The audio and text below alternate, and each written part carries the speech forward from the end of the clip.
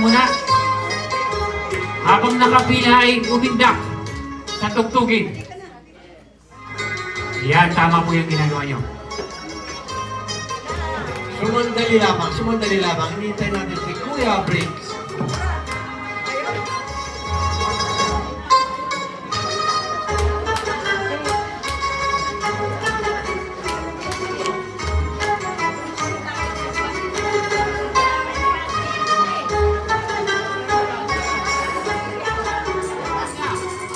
Alahok!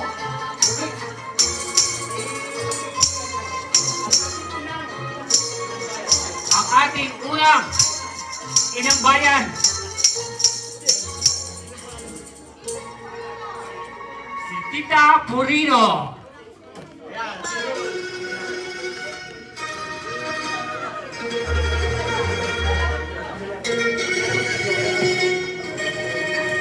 Tatay June at si Nanay Mima. Mimay. Ayan. Tayo po ay maglakad. Papunta sa harapan. Tatay June. Jaime Santos. Ayan. Sandali lang daw po, sandali lang. At tayo po ay kukuhaan na ng litrato. Ang ating maniniyot. Takit-takit ganyan ang maniniyot.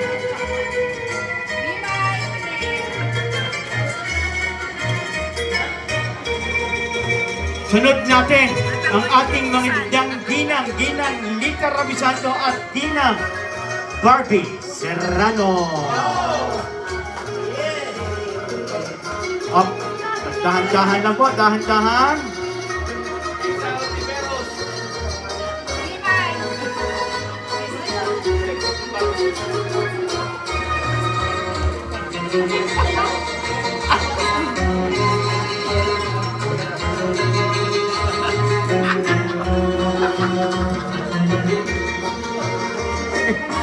Sunod naman natin ang ating mga magagandang Ginang Imelda at si Ginang Adelaida.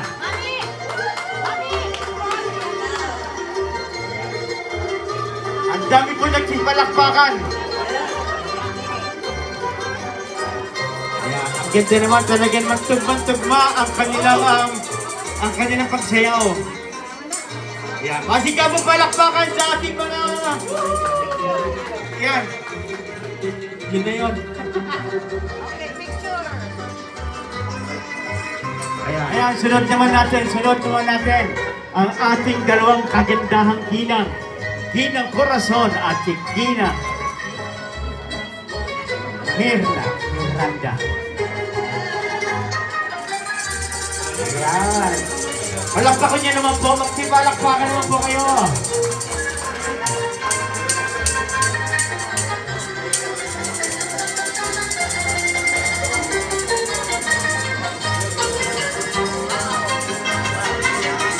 Ayan.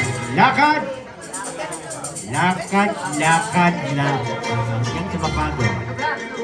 Lugar, yan. Tayo po ay pumunta sa inyong lugar. Sunod natin, ito naman ang ating pinakamaganda. Ginang Amelia at Ginang Estrella. Lakad hanggang sa mapagod.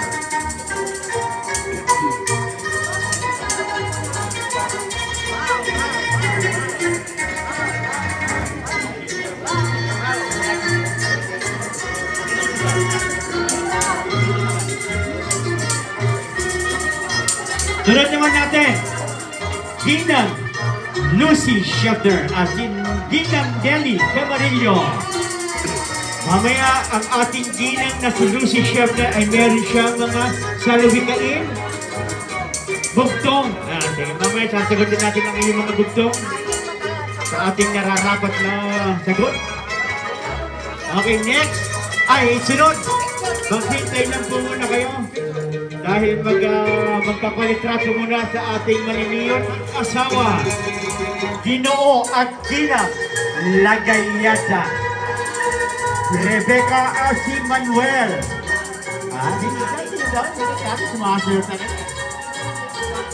Kailangan tama nga, kailangan umiindak at yumuyog-yog ang ating katawan. Oh, patay! Ating sumunod. Oy, baba mo yan! Oh, baba mo, baba mo!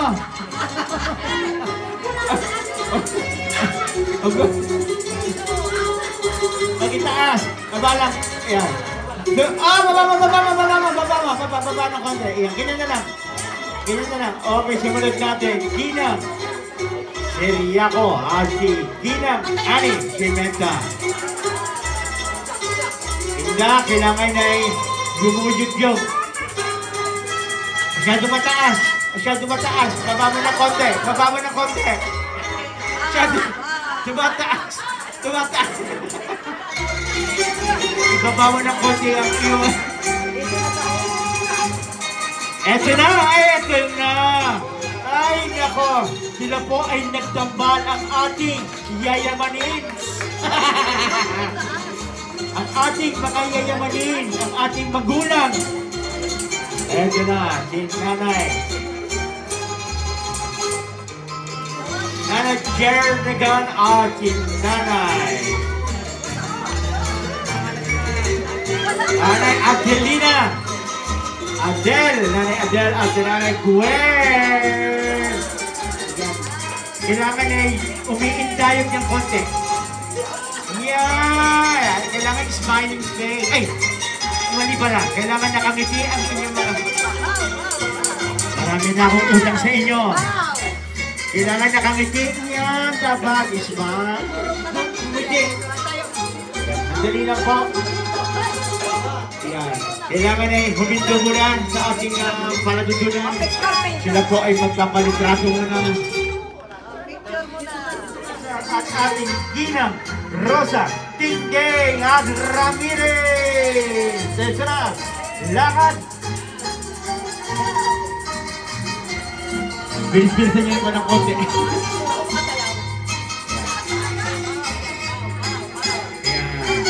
Ay! Wedding naman, oh. Talaga nga naman. Ay, ito na ang ating pambansang Ginoo.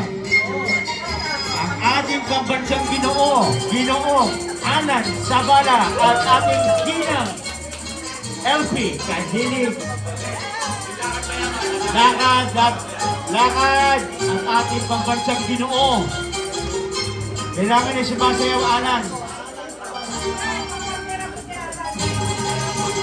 Ayan. Ayan.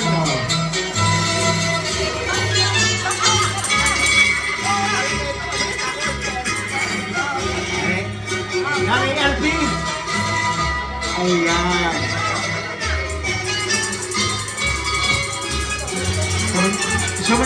Sumandali muna at pagkita tapakuha mo yung litrato. Sumandali. Ito naman suot sa nanay. Talagang ano,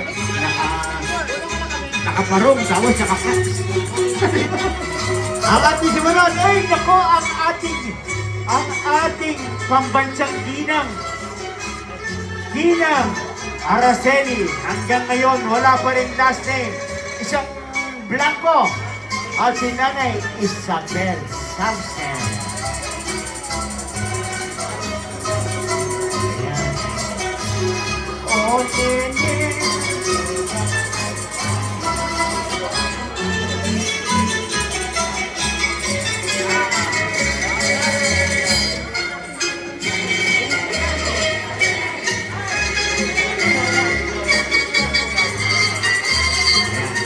next natin ang ating mag-asawa, Ginoo at Gina. Okay na? Oblivious. Ginoo at Gina Oblivious.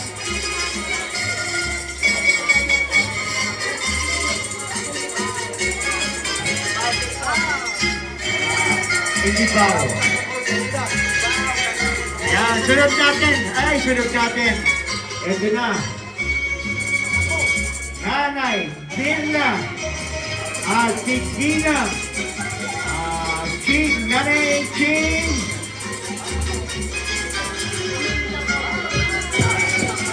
Ang ating pinakahuli, hindi pa ito huli, ang ating mag-asawa, Ginoong at Ginang Veloso. Raimundo Veloso at Manuel Veloso.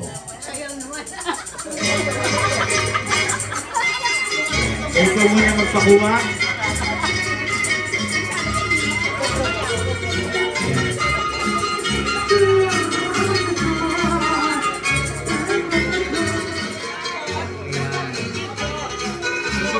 Ayan. Ito na, ang ating pinakahuli, Ginoo at Ginang Go! Ginang Crescencia at si Ginoo Rosito Go!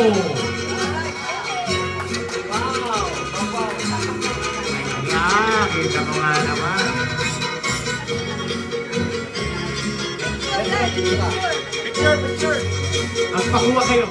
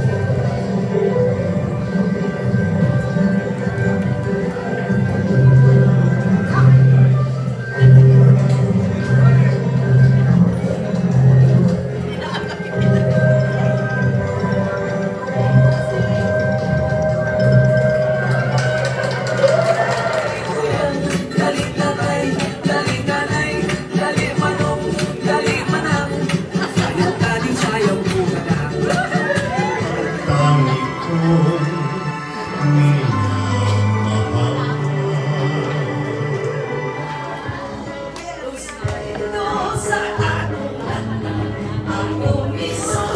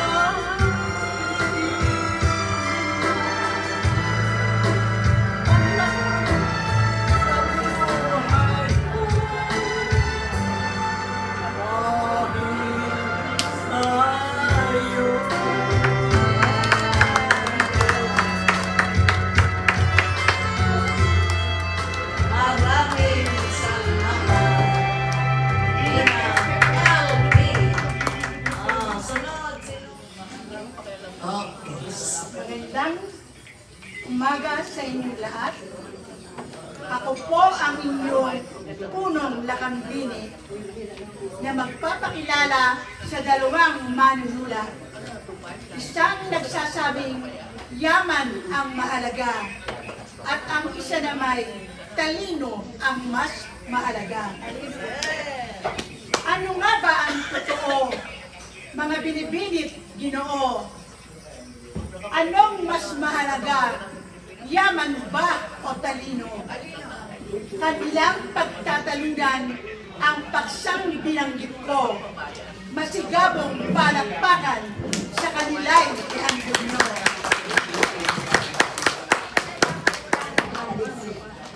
Talino. Ako po ang magsisimula. Salamat po sa mga hindi nakikinig at lalo na po sa nakikinig. Nais ko pong talakayin ang tungkol sa talino. Salamat po muli sa mga hindi nakikinig. Ako'y naniniwala, talino ang mas mahalaga. Talino ang pamanang kahit kailan hindi mananakaw ng iba. Ang yaman ay makakamit kung matalino kang talaga. Ngunit hindi mo makukuha ang talino kahit marami kang pera. Marami diyan naghihirap na mayayaman. Dahil saan? Sa kawalan ng karunungan, ginagawang lahat kahit bawat maibigan. Nilulustay ang pera sa walang kabuluhan. Yaman. Yaman. Yaman. Tila yata, di mo naiintindihan. Ang may pera ang siyang laging nagpipitagan. Lahat ng kanyang sabihin, pinaniniwalaan. At pagdating sa kaibigan, ay di siya nawawalan. Pag marami kang pera, o ikaw ay mayaman, marami ring sarap ang iyong matitikman. Mabibilig lahat, bawat magustuhan. Bahay, kotse, at iba pang karangyaan. Yay! Kaibigan, ang lahat ng iyong sinabi, puro material lamang. Ang kaibigang iyong binabanggit, nais sa iyo'y pera lamang. Ang iyong ipinagmamalaking puro karangyaan, pinalinaw mo lang sa lahat na ang utak mo'y walang laman. Magandang labanan ko Bakit ba ang tao nais maging matalino? Hindi ba dahil sa nais makahanap ng ang magandang trabaho. Nais nilang makaahon sa buhay at yumaman, hindi ba totoo? Kaya ba't mahalaga ang yaman? Dahil ito ang nais ng lahat ng tao. Muli pong magbabalik inyong lakambini upang itigil sandali ang kanilang pagsasalita. Nais ko kayong tanungin, mga binibinit Ginoo, saan panig na ba kayo? Sa yaman o talino? Talino!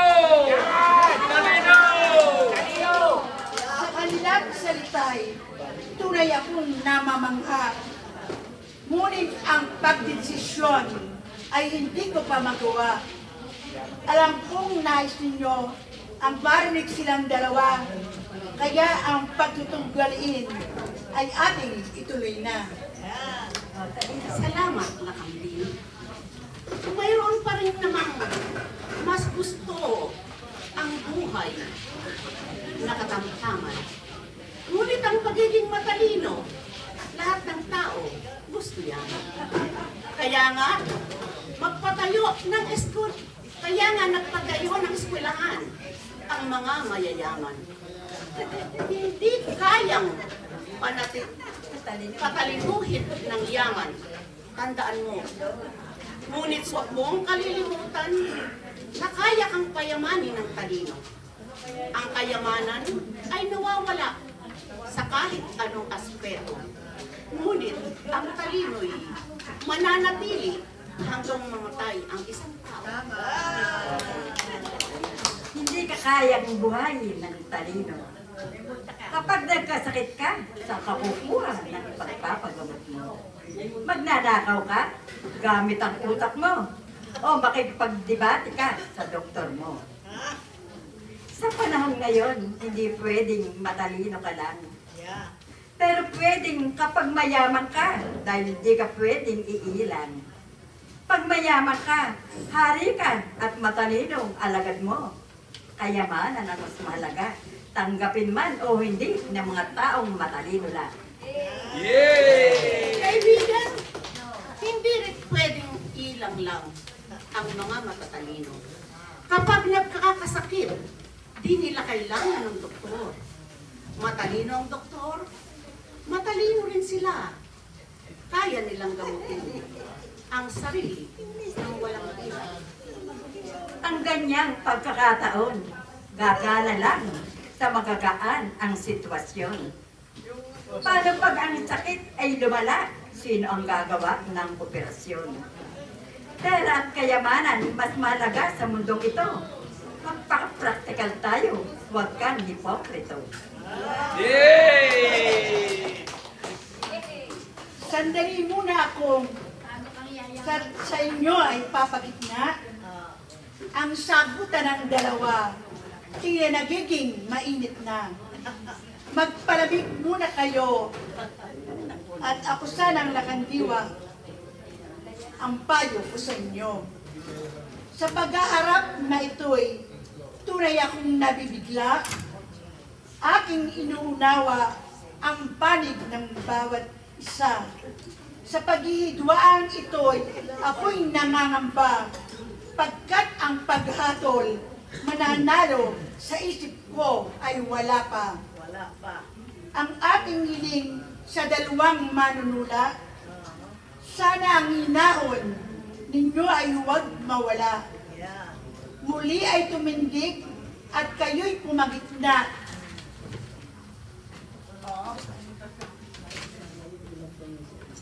Hidwa ang natigil, ipagpatuloy ninyo na.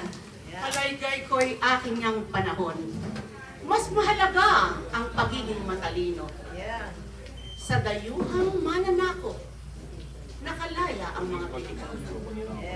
Dahil sa utak ng isang pantas na matalino, si Gat Jose Rizal na nagmulat ng mata ng mga tao. Mas mahalaga ang pagiging mayaman. Kahit ubod ng galing at nuno ng katalinuhan. Lagit ka pa rin sa paningin ng sanlibutan. Pagkat ang taginting ng salapi, musika sa sambayanan. Kaibigan, Mas mahalaga ang katalinuhan at marami ang nakakaalam. Daig ng matalinong tao ang mayamang walang alam. Mayamang puro kamangmangan, madaling maloko ng iba, ngunit di mo kayang lokohin, matalinong may pinag-aralan. Kapag ang kayamanan sumobra, marami ang namamangha. Pumapanatag na lipunan, masagana ang bansa.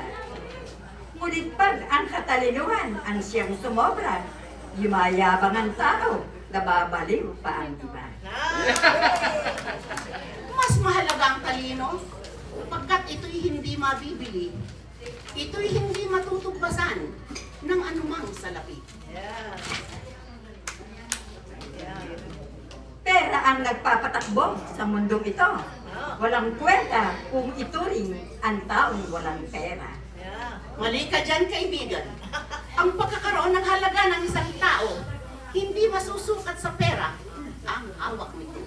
Ang pagkain, damit, bahay at iba pa, hindi mabibili ng talino at puro salita. Subalit ang mayayamang mangmang, walang kwenta sa lipunan. Mas walang halaga ang pulubing matalino sa bansa. Yay! Akin na pong pahintuin ang dalawang nag-iigwaan. Ako ang nakambini, ang muling magsasalita. Ang aking hiling sa dalawang manunula, kayo'y magkamay na at hatil ko'y heto na. Magkamay na, magkamay. Kamay mo. Mahirap mang magpasya ay aking gagawin. Ano man ang resultay, parehas kayong magaling. Walang nagpatalo hanggang sa huli. Kaya kay dalaway, binabati kong muli. Sa panig ng talino, kanyang ipinauunawa. Kahit mahirap ka, ngunit sa talino ay sagana. Daig mo ang mayaman na maraming pera, pagkat ang talino'y siyang pamanang hindi mananakaw ng iba. Habang sa panig ng yaman, kanyang ipinababatid na ang pera'y mas mahalaga at mas dapat itangkilik. Pagkat matalinong walang pera, wala ring silbi. Sa lipunan ay mas kailangan ang kayamanang may pambibili. Kung ang talino'y magagamit sa tamang paraan, tiyak na papakinggan ito ng lipunan. Ngunit kailangan din ang perang pampuhunan upang ang bansay di maghirap ng tuluyan. Ang yaman at talino ang pinagsamang perpekto. Kaya ang aking hatol ngayon ay pakinggan nyo. Pagkat matalinong mayaman ang siyang hanap ko, idinideklara kong pareho silang panalo. Yeah!